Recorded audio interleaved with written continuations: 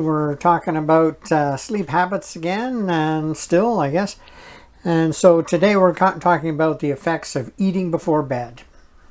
Now, I know there's a great debate about whether you should eat, when you should eat, what you should eat, and all those different things before bed. But the general consensus is that you should not eat anything between the hours of 2 to 4 hours before you go to bed.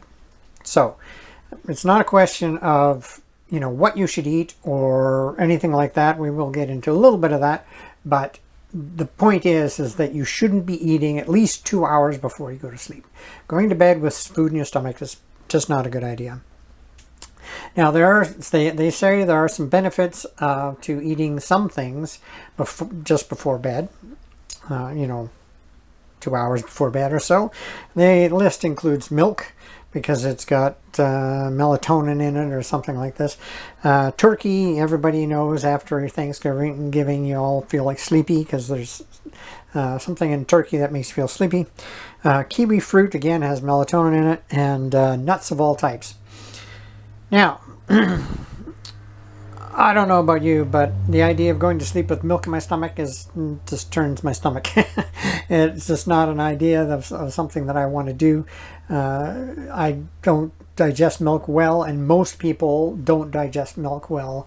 So the idea of having milk just so you can go to sleep doesn't make sense to me. If you're having problems getting some sleep, then there's other things you can do, which we'll get into, then that don't include having a hot cup of milk or cocoa or something like that. Turkey, you're not going to have turkey every day just before you go to sleep. It's just a ridiculous idea. So sure, it does have some things to help you go to sleep, but it's not a habit you want to develop, right? So if you can have supper and then don't eat until going to sleep, that's the best for you. Kiwi fruit. Yeah, kiwi fruit, there's an increased melatonin in it, but I am not an advocate of eating fruit at least close to bedtime, because the fruit is often it is not good for you to have a high sugar, which is fruit, just before you're going to sleep. It creates all sorts of things that you don't want to have to deal with, or yeast overgrowth and all those different things. Plus the fact that the kiwi fruit itself is has a lot of things in it that aren't good for you. I know kiwi is a fruit, it's supposed to be really good for you, but if you actually look at it, what the chemical makeup of kiwi fruit is, you'll find that it's not that great. So those are things.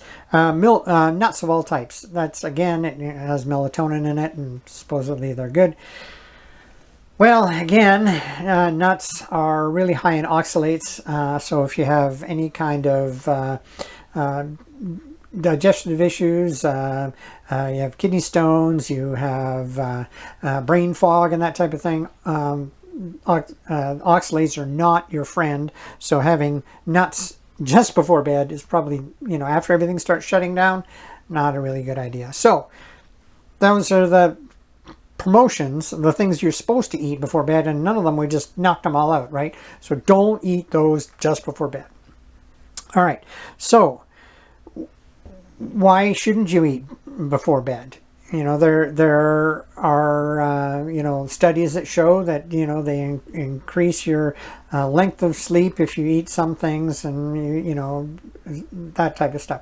Well, that is true. Your length of sleep is increased, but your quality of sleep is poor. So maybe it's your length of sleep is increased because your body needs more time to deal with the stuff you just ate, right? So if you eat and you go to sleep with food in your stomach, then your system has to digest that food, and you're going to end up with three things basically happens. Your cortisol level goes up, which makes it harder to sleep and harder to stay asleep. You get poor digestion. Have you ever woken up in the morning and you just feel off? You've got gas and you just feel gross? That's usually you've eaten something or drank something late before you went to sleep. So stop doing that. And it also increases your chance of acid reflux. Not a fun thing to have, right? Trying to sleep when your whole esophagus is burning, you're just not going to be able to do it. So these are the negative things of eating before bed. Now, we talk about eating, we're thinking about solid food, but this also goes for high-calorie liquids, right? So a smoothie before bed, not a good idea. Any kind of sweetened beverage, sweetened tea, obviously, sweetened coffee, obviously, but even sweetened herbal tea like peppermint or something like that. It's got the sugar in it. We talked about sugar before. It's still going to be negative for your sleep. And juices of all kinds, like, people think, oh, juicing is the world, it's going to solve all my problems. So I'm going to have a big thing of carrot juice just before bed. Not a good plan. Carrot juice is really, really high in sugar. And, there are some good things in it, but the things that are negative in it are also there, right? You can't, with carrots or any kind of juice like that, you can't get away from the concentrated negative aspects of the juice just before sleep. All right, so now if you're eating just before bed and that's your habit, then you're not going to go cold turkey and stop eating after dinner, right? Most people have a habit of, having a snack before bed. If they're going to have a snack before bed, then they're not going to just suddenly say, I'm not going to have a snack before bed, because when they try to get to sleep, they're going to be thinking about the snack they missed. So what are we going to do? Well, we're going to do what we always do when we're trying to avoid doing something. We're not going to avoid doing it. We're going to delay it a little bit. So here we're going to make a list of all the things you eat before bed and when the last time is that you have something to eat.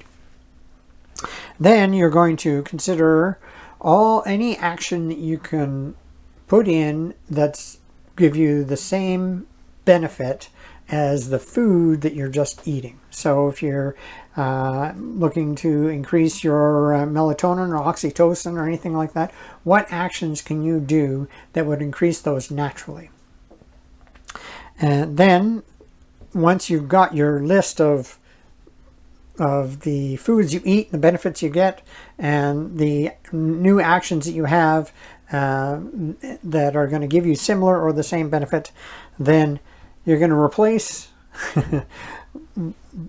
the eating for the 5 minutes before you go to bed. So if the last thing you eat is 9 o'clock and you go to bed at 10, then you decide, okay, instead of my last food at 9 o'clock, I'm going to have it at 8:55, and then I'm going to do this replacement activity, whatever it is, whether it's meditation or deep breathing or some kind of relaxation exercise or whatever it is.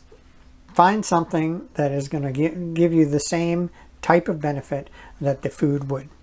And do it for 5 minutes. Just replace that food, push that food eating back 5 minutes. And then do that for a week. Next week, add another 10 minutes or 5 minutes to it, or find another activity that tack on the beginning or the end of that. So now you're doing something for 10 minutes, and the last time you had something to eat was 8:50. You keep on doing that until eventually you're not eating and before, 2 hours before bed or 3 hours before bed or whatever you feel comfortable with, and finally wake up in the morning without feeling like you're hungover. So there you go. That's effects of food before bed. Try and think about it from a perspective of your digestion. If you are going to sleep with food in your stomach, then your body has to first take care of the food, then it can get some sleep. So just think about it. You don't want to pile on more work for your body while you're trying to sleep. You're trying to heal, you're trying to rewire your brain, and you're trying to develop the new habits that we've been talked about before. So if you want to do that, then you got to have an empty stomach to do it. All right, so that's that. The next time we're going to be talking about spending some time outside and why that is beneficial for sleep.